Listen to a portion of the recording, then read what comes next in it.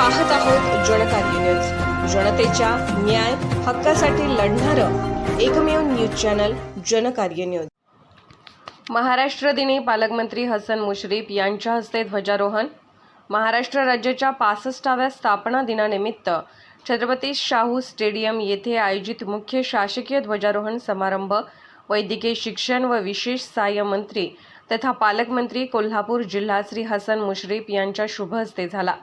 यावेळी जिल्हाधिकारी अमोल येडगे, मुख्य कार्यकारी अधिकारी कार्तिकेयन एस, पोलीस अधीक्षक महेंद्र पंडित, अप्पर जिल्हाधिकारी संजय शिंदे, निवासी उपजिल्हाधिकारी संजय तेली यांच्यासह स्वातंत्र्य सैनिक, कुटुंबीय, ज्येष्ठ नागरिक, अन्य मान्यवर अधिकारी कर्मचारी उपस्थित होते। त्यानंतर त्यांनी परेड कमांडर सोबत परेडचे निरीक्षण केले। तसेच पालकमंत्री मुश्रीफ यांनी उपस्थितांना महाराष्ट्र दिन व कामगार दिनाच्या शुभेच्छा दिल्या। जनकार्य न्यूजला लाईक करा, शेअर करा आणि सबस्क्राईब करा।